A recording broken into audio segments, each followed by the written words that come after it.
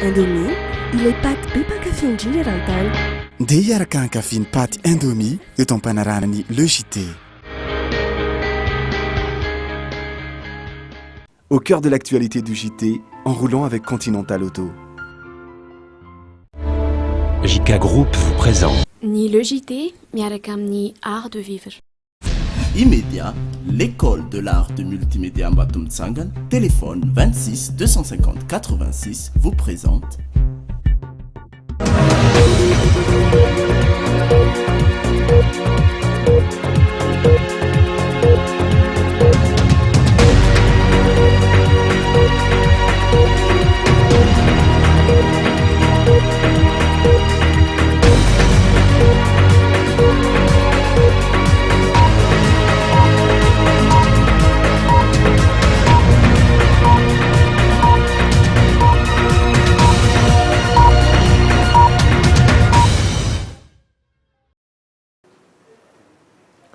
Miarabantsika rehetra mpanaraka ny Dreamina amin'izao zoma fa 4 ny volana jolay izao tonga soa atao anatin'ny Le JT.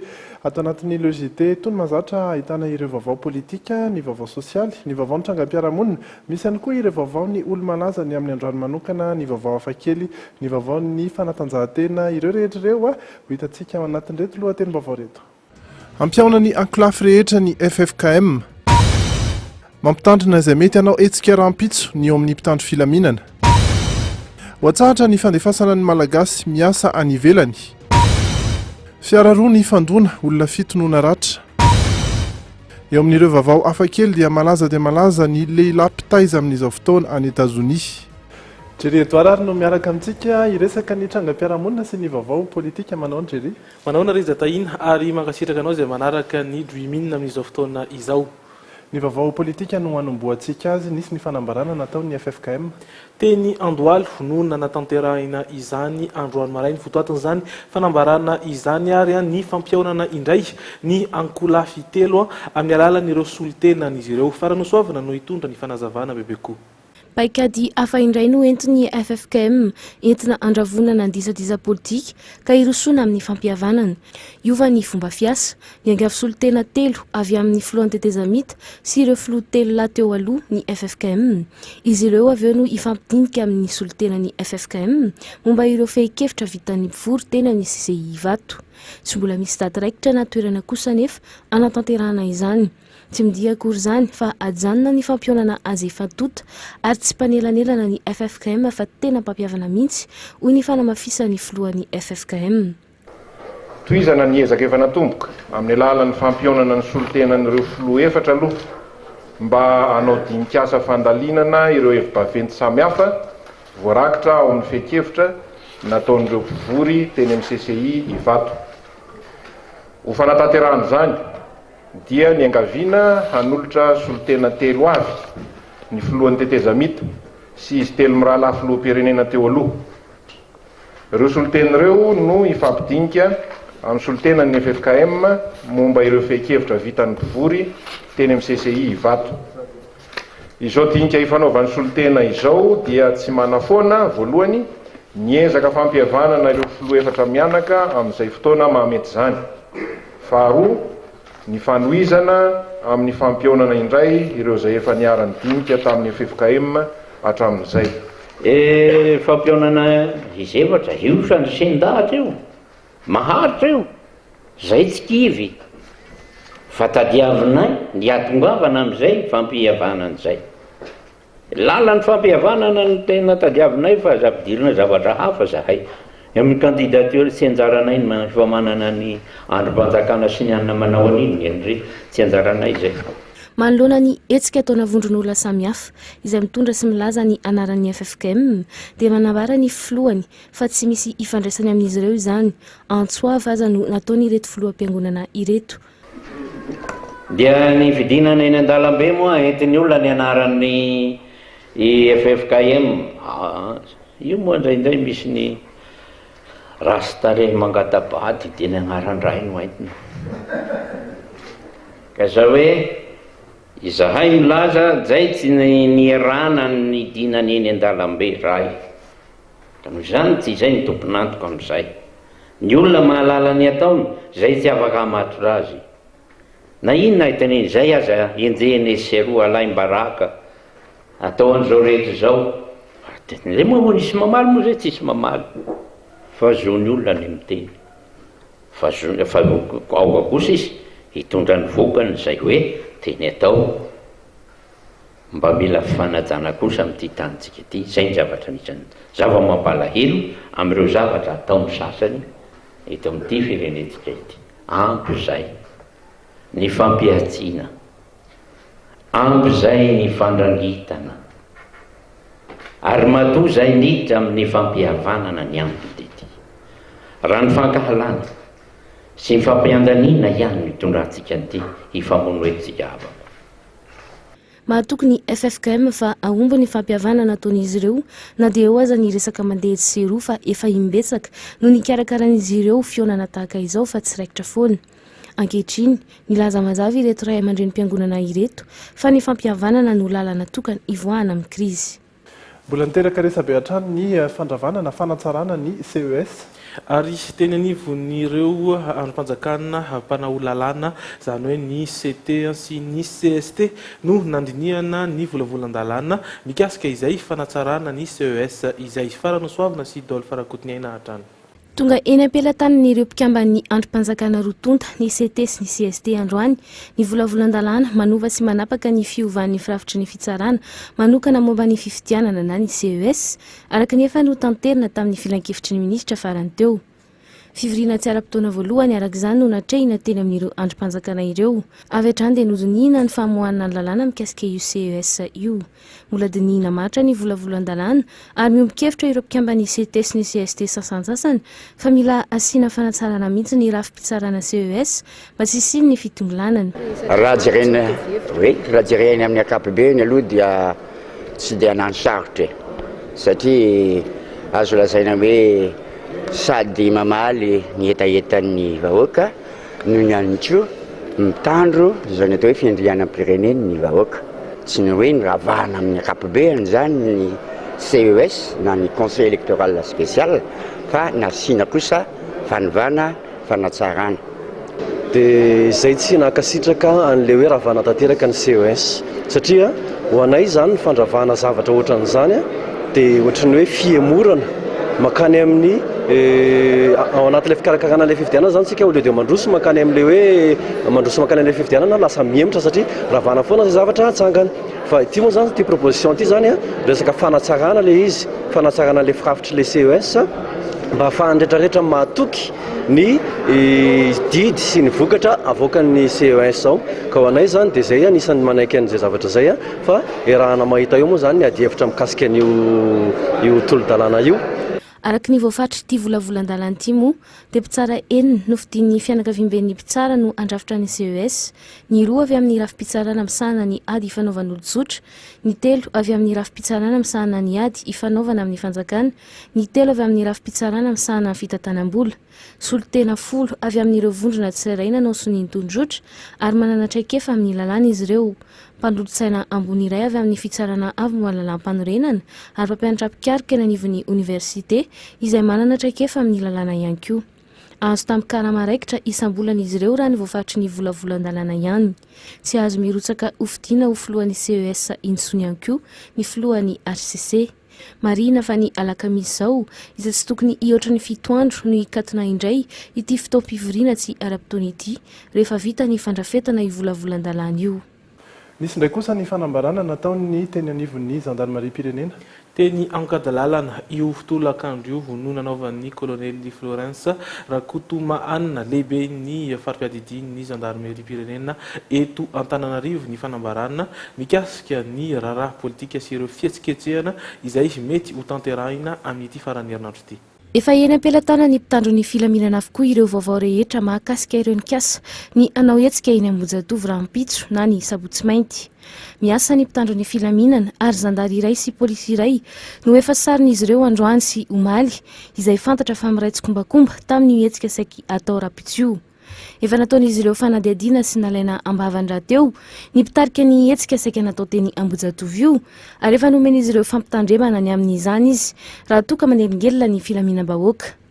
Nanapa-kevitra ny aton'ny EMO hoe raha izay no izy aleo ampanatsoina ny mpitarika izany fihetsiketsena zany dia natsoina mory zareo omaly dia ny tena mpitarika no tonga teto androany maraina rehefa nilaza ny heviny izy ary izay koa nampafantatra fa hoe mety hisy anararaotra ka hitifitra ao anatin'ny vahoaka anipy grenady ao anatin'ny vahoaka dia hiteraka fahafatesan'olona maro ary hiteraka fikorotanana tanteraka dia ny teny izy tamin'izay fotoana izay hoe izahay dia tsy hieritreritra hoe ambojatovo amin'ny sabotsy ary amin'ny fomba ofisialy mihitsy no teny taminay hoe raha hitanareo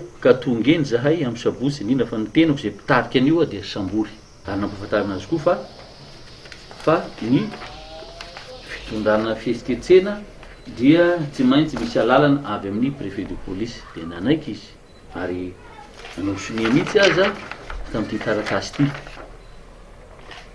voaray ary voasonia laza izy fa tsy hoeny ambojatovo mihitsy amin'ny sabotsy teny koa moa izy hoe misy toerakafa zany zay efa namatrany fangatana otsandra mahatsamanitra zany ny tena marina anaovany io fihetsiketsena io fa miandry ny fahazoan-dalana avy amin'ny préfet de police ary amafisina taminy fa ny zavatra kendrena dia ny tsisy ny fanotoinana ny filaminam-bahoaka ny fandriampalemana ny olona sy ny fananana dia rehefa koa moa zay nyresaka tamin'ny tiandraikitra ny atsamanitra dia andefasana taratasy ihany koa zay milaza tompona andraikitra teraka izy am'lety tsy fandriampalemana sy filaminana amin'ny toeran'io ka hiteraka fisavorovoroana efa vonona ny andray fepetra mandrakariva ny mpitandro ny filaminana na eny Antsahamanitra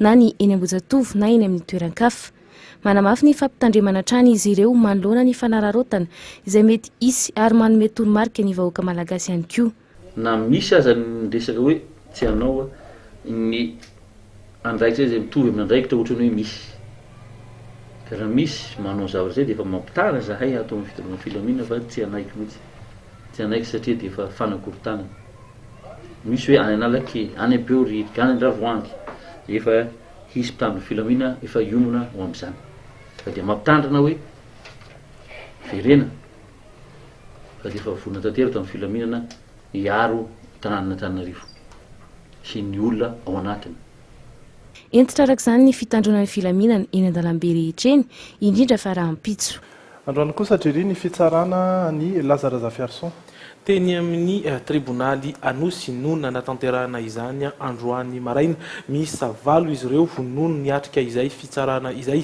niaratsana izao kosa nefa no ivoaka ny didy mikasika ity raharaha ity atreto nefa dia mbola tsy nahazo fahafahana vonjomaika ireo 8 voapanga ireo ny alatsana izao no ivoaka ny didy mpitsarana mikasika ny raharaha Lazare Zafiarson sy ireo mpanaradia azy miisa 7 izay nosamborona ny talata teo tapakandro no naharetan'ny fandarana ary misy 2 ny fiampangana azy ireo dia fandraisana anjara tamin'ny fihetsiketsehana tsy nahazoana alalana sy ny tsy fiainona ny fampitandremana nataon'ny mpitandro ny filaminana raha nanaiky ilay voalohany ireo olona 8 niatrika ny fitsarana androany dia nanday ilay faharoa avokoa izy ireo raharaha politika no hitsaranahy hoy Lazare Zafiarson niaro ny tenany tsy ambakan'ireo fihetsiketsehana izay efa nisy teto amin'ny firenena ireny nataoko ireny hoy hatrany izy na mafisiny ihany koa fa tafiditra ao anatin'ny fampielezan-kevitra no nataony tazana nanotrona any Lazare Zafiarson sy ireo olona 7 izay niatrika ny fitsarana ireo namany tonga maro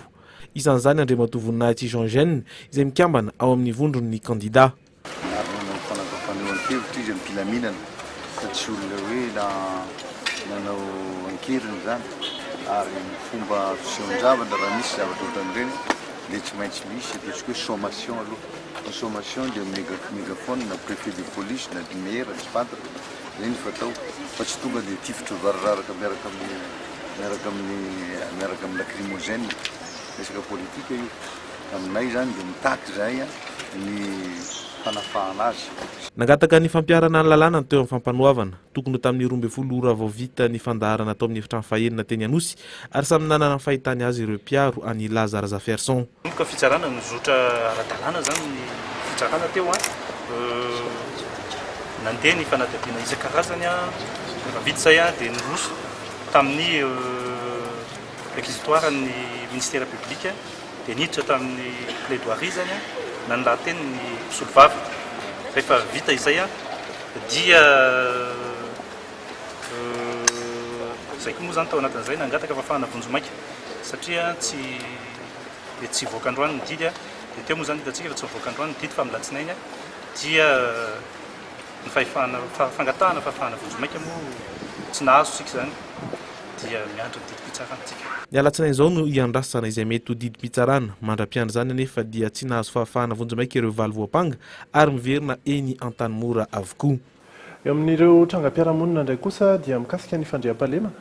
Teny Manjakaray no nahatratrarana ny jiolahy voaroroy amin'ny famakiana trano amin'ny fitaovam-piadiana zany hoe mitondra fitaovam-piadiana tratra izy ireo ary natolotra ny fampanoavana androany.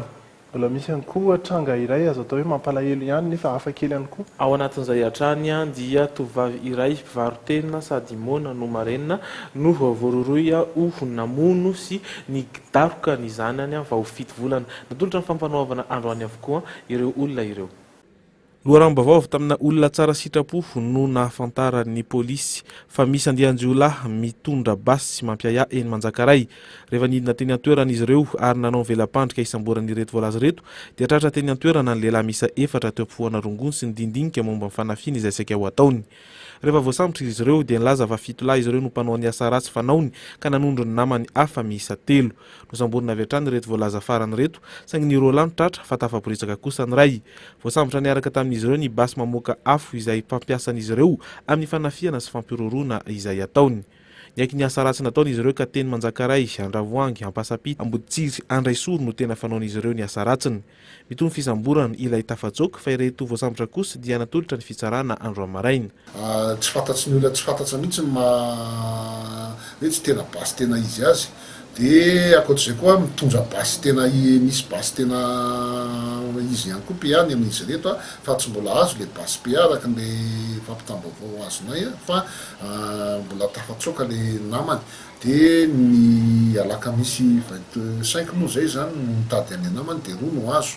Dia enina moa zany izy amin'ny akapobeany no azotsika eto amin'izao fotoana izao fa mbola manohy fikaroana le namany anankiray sika. Fa renim-pianakaviana iray 17 taona mpivarotena mona sady marenina no namono ny zanany vao 7 volana monja teny amin'ny petite vitesse Omaly 15 Jolay tamin'ny 4 ora alina. No velivelesiny io zazy io ary nahoaka tao anaty afinjorondira ny lohany ka ny olona teo amin'ny manodidina no nampandreny polisy misahana ny zaza tsy ampy taona teny Tsaralalàna. Avy hatrany dia nandray fepetra ny polisy ka voasambotra ity renina havandozy ity ary ilay zaza kosa dia nalefa nijaboina teny amin'ny hopitaly ka afatra soamantsara ny ainy. Ary ny tena matetika ny ray aman-dreny mihitsy no mahavandoza mikapoka manao fampijaliana mamono ny zanany naterany ka reny zavatra reny dia tsy azonay leferina mihitsy fa atolotra ny fitsarana ary ny mpitsara koa dia manameloka an'ireny fihetsika ataony ray aman-dreny reny. Araka ny filazan'ny manodidina dia matetika ataon'ity ramatoa ity aminjana ny famonoana toy izao ka ity farany ity vao misy ny fepetra fampandrenesana amin'ny polisy ka ny afarany tamin'izao fisamborana zao. Natolotra ny fitsarana androany ihany koa ilay renim-pianakaviana tsy matahotody. Farany eo amin'izay trangam-piarahamonina izay lozam-pifamoivoizana. Ny tranga teny amin'ny 17 hektara ny tolakandro ny alakamisy teo fiara 2 no ny fandona ary olona 7 no naratra tao anatin'izay olona izay tao anatin'ilay fiara kely avokoa satria dia fiara taxi be sy fiara 4L no ny fandona tao anatin'izay fanampazavana avy hatrany. Omaly ariva tokony tamin'ny 10 ora tany no nisehona loza mifamoivoizana teny amin'ny 17 hektara tsy lavitra ny parking. Fiara 4L fourgonnette no nifandona tamina taxi B109. Ny vaovao ray teny antoerana no nahafantarana fa ivily saika iantso ny fiara kely saingy tapaka ny hisatra. Nikropaka ny mpamily ka hany heriny nampanandrify tamin'ny lohan'ilay taxi be ny fiara nentiny. vokatr'izany olona miisa 7 mpandeha tao amin'ilay 4L no naratra ka vehivavy sy rangahy iray no tena vomafy. Avy hatrany dia nentina teny amin'ny hôpitaly ny ireo naratra. Ny loharam-baovao no nafantarana ihany koa fa andeha hanatitra sakafo amin'ny moské ity fiara ity ary izao ny aran-doza izao. Olona 7 ny tao anatiny ka anisan'ny naratra ny mpamily. Mafy dia mafy ny fifandonana. Nipitika avokoa ireo sakafo ary nisy aza tafavoaka tany ivelan'ny fiara. Nisy ramatoa iray nipetraka teo aloha nitobahan'ny sakafo mafana teny aminy ary mainy tarehiny. Nidona tamin'ny pare-brise koa ny lohany. Anisan'ny voamafy ihany koa izy. Nitangorona avy hatrany momponina Ravenseau ny loza reteny an-toerana fa zao vao nisy ny lozam-pifamoivoizana teo amin'ny toeran'io efa ho fanoteliny zao. Nandratrana olona avokoa izany satria feno mpivarotra ny sisin-dalana ka tena sahirana na mpandeha tongotra na ny mpamily fiara. Mbola ny lozam-pifamoivoizana nitranga tany Espagne ihany koa no mbany eo amin'ireo vaovao avy any ivelany. Ho resantsika ihany koa anatin'ireto vaovao avy any ivelany reto ny Prince Harry izay niresaka voalohany momba ny Prince George izay zana-dralany. Eo ambany fanaraha-maso ny polisy amin'izao fotoana ny iray tamin'ireo mpamily ny fiaran-dalamby nivadika tao Espagne. Ny aiky ny tena ny fanandeha 200 kilometatra isan'ora izy niditra ity fiolanana ity raha tokony 200 kilometatra ny fetra farany teo amin'ny tiam-pahandalana ity. Raha nisa farany aloha dia 200 ny olona maty vokatra ity loza ity ary 770 kosa no maratra. Nitsidika ireo marary teny amin'ny hôpitaly ny mpanjakan'ny Espagne Juan Carlos mivady alina. Mety ikorotana ihany koa ny ao Tunisia, maty nisy namony indray ny iray tamin'ireo avy amin'ny antoko mpanohitra Mohamed Brahmi. Tao anaty fiarany teo imasony vadiny sy ny zanany izy no nisy nitifitra. Ny antoko mpanohitra ao Tunisia dia miampangavy hatrany ny islamista eo amin'ny fitondrana amin'izao fotoana. Miantso fidinana an-dalambe noho izany izy ireo, izay no amafisy ny syndikan'ny mpiasa maromaro amin'ny fitokonana faobe. Ity no famonon'olona faharoa nahazo ny mpanohitra teto Tunisia taorian'ny Chokri Belaid enimbolana lasa izay.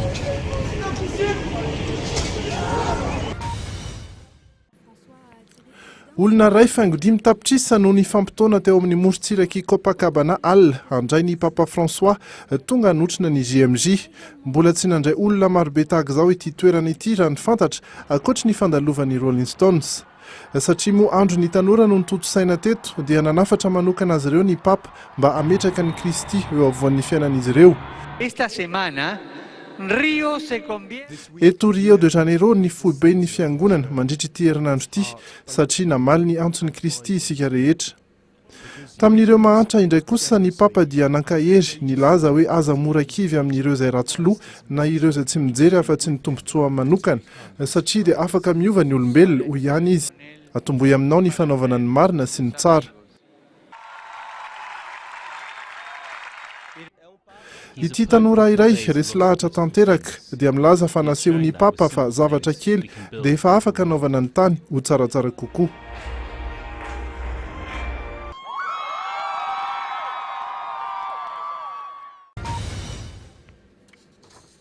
Farany eo amin'ny vaovaondreo olo-malaza dia ny zazakely mpanjaka hatrany no votoatiny ireo vaovao voaaraka akaiky hatrany ny zavatra ataon'ny Prince George Alexander Louis. Nandritry ny fanokafana etsika iray hanampiana ireo voan'ny sida ao Afrika no niresahan'ny Prince Harry voalohany ny momba ity zana-dralahiny ity. Raha nanontaniana izy ny amin'ny andraikiny amin'izao mahadada toa azy voalohany izao dia namaly hoe ny anjarako dia ny ampianatra azy izay haiko, ny hiaro azy ihany koa. Ary ny akatoky fa miala voly ihany koa izy, ny ambony dia anjarany ray aman-dreniny. Tena mahafinaritra ny hoe misy zaza vaovao atao amin'ny fianakaviana. Engany fotsiny ka fantatry ilay rahalahako fa lafo be ny makay anao pitaiza zaza.